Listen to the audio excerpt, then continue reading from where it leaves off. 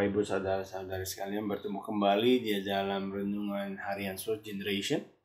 Pagi ini sebelum kita mendengarkan renungan, marilah kita mempersiapkan diri kita untuk mempersiapkan hati kita ini untuk mendengarkan apa yang mau Tuhan katakan pada pagi hari ini. Mari kita berdoa. Bapa kami di dalam surga, terima kasih buat pagi hari ini. Kalau kami masih Tuhan kasih kesempatan untuk kami buka mata, untuk kami boleh bernafas, untuk kami boleh beraktivitas. Sebelum kami beraktivitas lebih lanjut, aku berdoa Tuhan, biarlah renungan pada pagi ini boleh memberkati banyak Bapak Ibu Saudara-saudara sekalian yang ada di Source Generation Tuhan. Biar mereka boleh melihat pekerjaan tangan Tuhan yang dahsyat melalui renungan pada pagi hari ini. Bukakan setiap hati, biar mereka boleh mendengar ini dengan sungguh-sungguh dan boleh Tuhan bertata atas renungan pagi hari ini. Terima kasih Tuhan. Di dalam nama Yesus kami berdoa dan mengucap syukur. Haleluya. Amin. Pagi hari ini renungan saya akan beri judul Jangan Keraskan Hati. Firman Tuhan terambil di dalam Ibrani 4 ayat 7. Perikopnya adalah hari perhentian yang disediakan Allah. Ayat 7 dikatakan bahwa sebab itu ia menetapkan pula suatu hari, yaitu hari ini, ketika ia setelah sekian lama berfirman dengan perantaran Daud seperti dikatakan di atas. Pada hari ini, jika kamu mendengar suaranya, janganlah keraskan hatimu.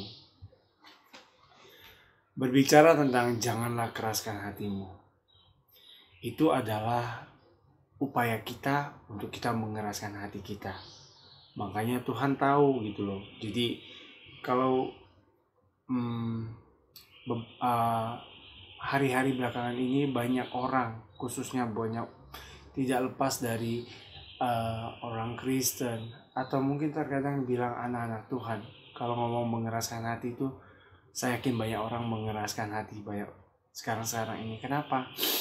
Karena melihat dari keadaan yang sekarang saya banyak orang yang sudahlah semua serba sudahlah, tidak melihat akan campur tangan Tuhan. Nah,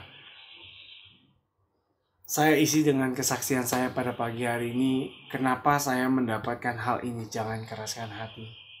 Jadi 1 bulan terakhir ini saya sedang membaca sedang membaca kembali firman Tuhan. Setelah selesai saya ulang lagi dari Kejadian. Dan bulan ini saya sedang membaca perikop tentang di mana waktu itu bangsa Israel ditindas oleh bangsa Mesir. Nah, ketika saya membaca bahwa waktu itu ya Raja Mesir yang baru nggak kenal sama Yusuf gitu kan, sehingga mereka memperbudak bangsa Israel gitu kan. Nah, akhirnya karena jeritan bangsa Israel, Allah mendengar sehingga dia mengutus Musa dan Harun untuk menghadap Firaun. Tetapi di sini Firaun itu, Tuhan itu mengeraskan hati Firaun. Nah, ingat ya, Tuhan mengeraskan hati Firaun. Apa tujuan Tuhan mengeraskan hati Firaun? Supaya bangsa Mesir mengetahui bahwa Dialah Allah yang hidup, yang bertata dan berkuasa atas hidup segala bangsa, khususnya buat bangsa Israel, karena Dialah Allah bangsa Israel. Jadi Tuhan mengeraskan hati Firaun supaya bangsa Mesir mengenal siapa Tuhan itu. Nah, ini kan adalah kisah di mana waktu itu Firaun gak mau melepaskan bangsa Israel untuk dia pergi mempersembahkan korban untuk merayakan hari raya waktu itu. Nah, kalau sekarang perikopnya beda. Kalau dulu tuh Tuhan mengeraskan Raja Firaun tuh supaya Tuhan tuh memperlihatkan kekuatan kuasanya. Nah, sekarang bedanya adalah sekarang itu manusia itu mengeraskan hatinya. Sekalipun Tuhan sudah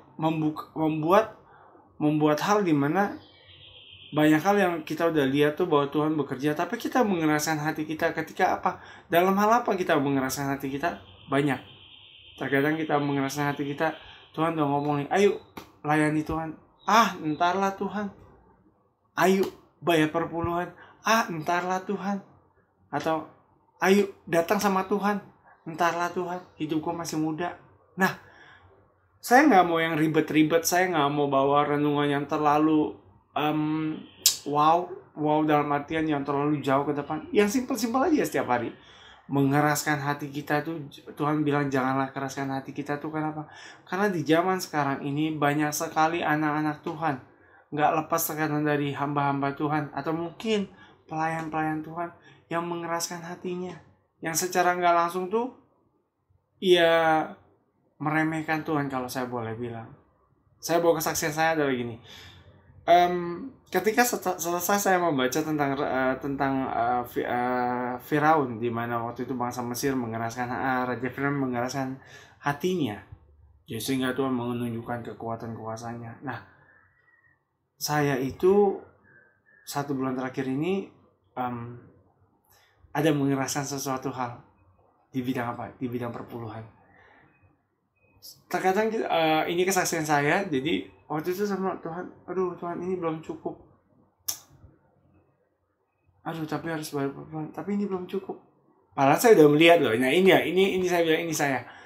Padahal saya udah melihat campur tangan Tuhan, tapi saya mengeraskan hati saya. Nantilah Tuhan. Nantilah Tuhan. Nah sehingga ketika saya bilang nantilah Tuhan, saya diingatkan waktu itu. Kamu baca tentang Firaun, kamu seperti Firaun. Dimana kamu mau lihat, dimana kamu sengaja mau lihat tangan Tuhan gitu loh. Wah, saya bilang Tuhan nggak kayak gitu, saya nggak mau kayak gitu. Tapi ya lu tuh seperti itu, seperti Raja Firaun yang Tuhan udah kasih tahu, ayo jangan tunda perpuluhan. Tapi dengan mikir saya, nantilah. Akhirnya itulah saya diajarkan Tuhan tuh, ya ini, janganlah keraskan hatimu. Kalau saya di bidang ini, mungkin saat ini saya mengalami di dalam hal perpuluhan. Jadi saya diingetin Tuhan, jangan seperti Firaun yang mau lihat tangan Tuhan dulu yang keras baru lo ngeh gitu. Jangan keraskan hatimu.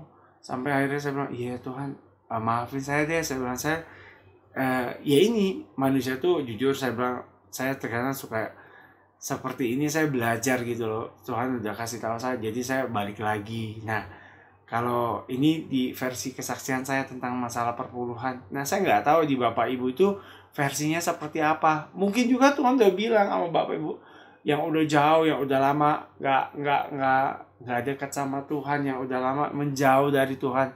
Mungkin ibadah karena pandemi alasannya bla bla bla, sehingga nantilah. Tuhan udah ngomong, ayo cepetan sebelum Tuhan datang gitu kan. Ya, melalui renungan pagi ini saya mengajak bahwa seperti firman Tuhan dikatakan pada hari ini, kalau kau dengar suara Tuhan jangan keraskan hati. Ayo balik sama Tuhan gitu loh. Yang udah jauh balik deh, jangan jauh-jauh lagi gitu kan, karena melihat kondisi zaman banyak bencana, ya itu buat saya memang sudah waktunya Tuhan sudah sangat dekat. Jadi yang simpel aja pada pagi hari ini, jangan keraskan hatimu ketika dengar firman Tuhan, ketika dengar renungan pagi ini, balik sama Tuhan. Apapun itu, saya nggak tahu kondisi Bapak Ibu saudara-saudara sekalian, tapi yang saya tahu ketika kita balik, ada tangan Tuhan yang kuat yang bakal mimpin kita. Gampang nggak? Nggak, tapi harus. Oke, Bapak Ibu, sekian dari saya tentang renungan pada pagi hari ini. Saya cuma ingatkan, jangan keraskan hatimu ketika mendengar firman pada pagi hari ini. Kalau Tuhan suruh balik.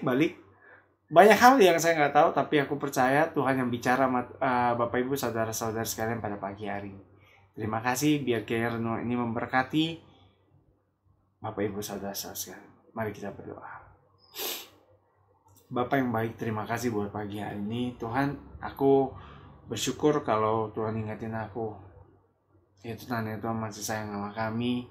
Biarlah Tuhan renungan yang singkat ini boleh jadi kekuatan buat Bapak Ibu saudara-saudari sekalian yang mendengarkan renungan ini. Biar kami boleh semakin kuat di dalam Tuhan. Sekalipun keadaan zaman seperti ini, kami percaya dan tetap percaya bahwa ada tangan Tuhan yang campur atas hidup kami. Terima kasih. Di dalam nama Tuhan Yesus kami berdoa dan mengucap syukur. Haleluya. Amin.